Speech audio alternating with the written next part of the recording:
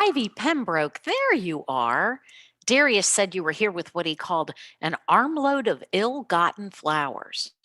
Huh, I can see he wasn't wrong. As you constantly remind me, everything here is mine. That I do, and that it is. I thought it might be nice to pick some wildflowers for Deirdre's grave and some for Carrie Bell. Speaking of the nearly and dearly departed Sister Mary Lucretia, otherwise known as Granny Deirdre, I think she'd hate being called that. I'm convinced she would loathe it. Oh, nearly as much as those flowers you picked for her. She struck me as a lily and roses kind of gal. We met her once. Hard to say what she'd like. I picked them over by the forest edge. I think Carrie Bell would love them, though. Oh, what mother wouldn't? My mother, Lana, my real mother, now she was the lily and roses kind of gal. What do you have there? This arrived for you from the sisters at the Angel Grove Convent. An oversized envelope with the meager possessions of the late Sister Mary Lucretia, née Deirdre Pembroke? Well, only one way to find out. Sad if this is all she left behind. Oh, other than you, her amazing granddaughter. This is it? That looks like the tiniest book I've ever seen. If you could call it a book. Looks more like a pamphlet with a hardback cover. What's that title on it? The Fairy of Glenravel. Sounds like a children's storybook. By Tobias Pembroke. Isn't that your ancestor who fled the Banshee in Ireland and built this place? The one and only. Oh, there's a note inside, and it looks like it's from Deirdre. To you? No, it doesn't say actually, but listen to this. This slim volume of prose was written by the original Pembroke patriarch Tobias in 1801, over a decade after he fled Ireland and the curse of the Pembroke family banshee. That fateful night Glenravel Manor burned in 1925, I, Deirdre O'Connor Pembroke, was able to retrieve this thin volume from the estate's library. Written in Tobias's hand, it is the oldest surviving document of the Pembroke family history. It tells the story of Finola Pembroke, the ancestor who was legendary for becoming the family banshee centuries before. Upon her arrival at Glenravel, after marrying my son Silas Pembroke, the very young and rather innocent Carrie Bell found this book hidden away in the manor's library. I had the benefit of hearing this story endlessly told by Nessa Pembroke upon my marriage into the family. I had no intention of telling Carrie Bell about this age-old myth. On her own, and much to my surprise, Carrie Bell found this tucked away on a far dusty shelf. She spent hours reading this story over and over again, losing herself in this family's tragic secret and its haunting origin. Read this volume of family lore and then pray to our Blessed Mother for protection and forgiveness. Yours in eternal hope, Deirdre O'Connor Pembroke. Now we have to read the story. Oh, haven't we had enough of this family's ghosts, lies, and legends? Not me. Hand it over. All right, all right. The Fairy of Glenravel, as told by her humble yet bedeviled descendant, one Tobias Michael Pembroke, in this, the year 1801. Well over 100 years have passed since the emerald fields of Glenravel and the lovely island nation of my beloved Ireland have heard the sweet, sweet sound of the laughter of three, the sisters, known as Pembroke. The youngest of these three fair maidens was one Finola Pembroke, the last of the Pembroke lasses and the last to be married in what was her 17th year on this blessed earth. Young Finola was full of spirit and beaming to marry the Captain Joshua McGovern. On that brightest of mornings, on that brightest of spring days, Finola set forth with Orla and Bridget, her two beloved sisters, to go picking wildflowers in the glen for her hair and bridal bouquet. The day was awash with as much laughter as sunshine that fateful morn.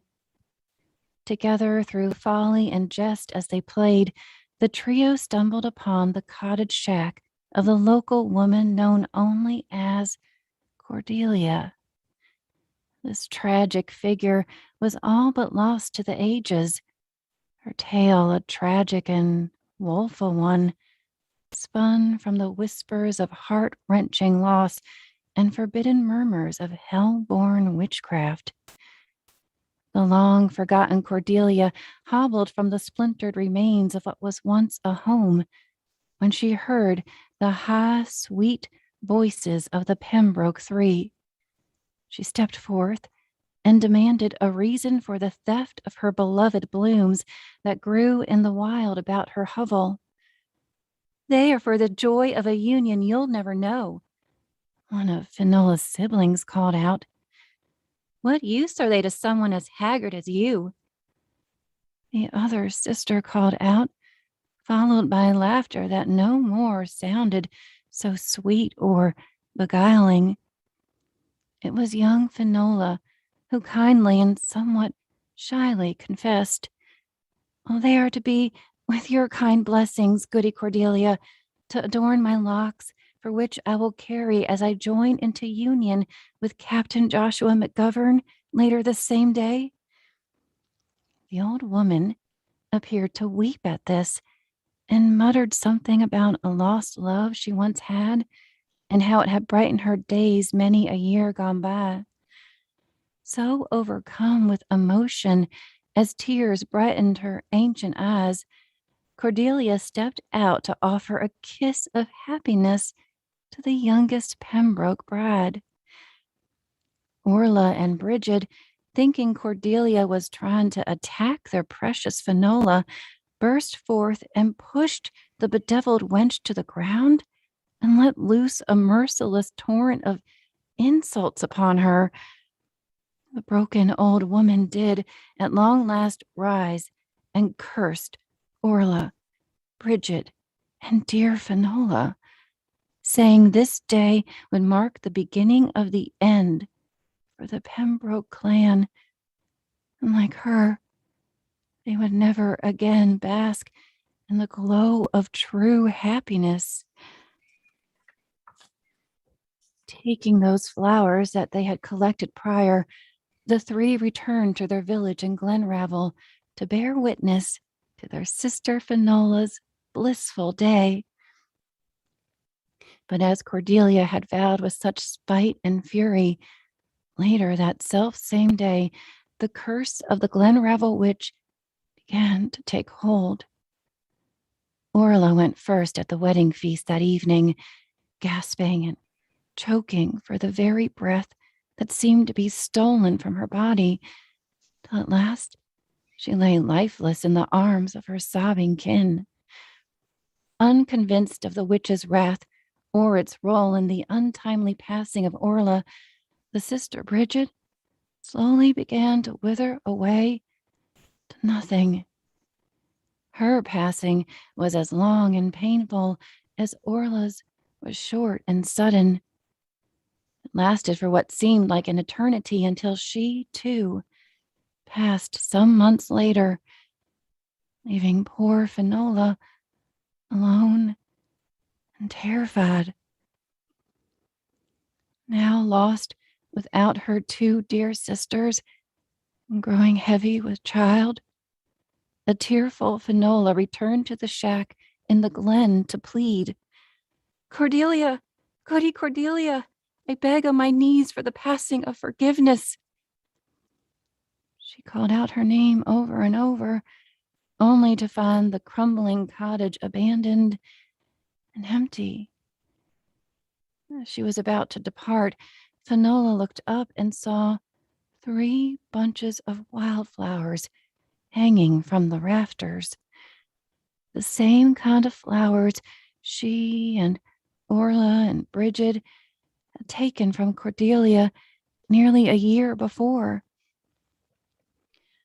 Now the blossoms hung sad and brown.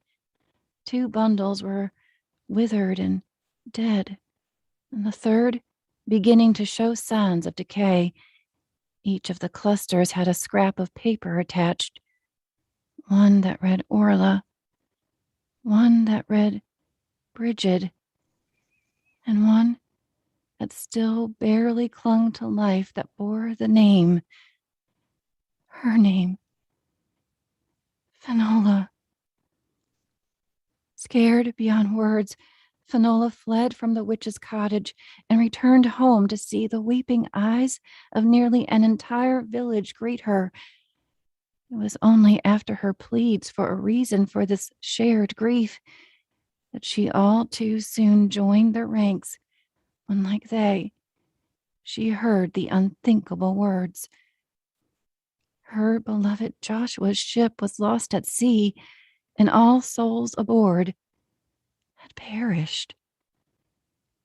With no body to bury or properly mourn, the grief of the youngest Glenravel widow echoed through the glen as Finola wandered the streets, searching for a husband that would never return. Days melted into weeks that gave way to tortured months until Finola presented to the world a baby girl. Yet where there should have been cries of joy and laughter, there was but a silence that screamed louder than the wandering wails of Finola Pembroke. The grieving mother took to the wild to bury her baby girl, never to be seen again. For years to come, on stormy nights in the glen, or on the brightest of mornings and the brightest of springs, Finola's lament can be heard. And the witch's curse lives on as Finola tries to warn generations of her kin of the impending doom that awaits them.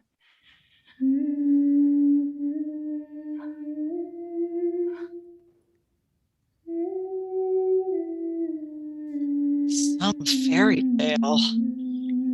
They don't all have happy endings, kid. Will mine have a happy ending, Gladys? Or am I destined to fall to the Pembroke curse too? Not if Carrie Bell has anything to say about it. Carrie Bell, my very own guardian angel. Guardian angel indeed.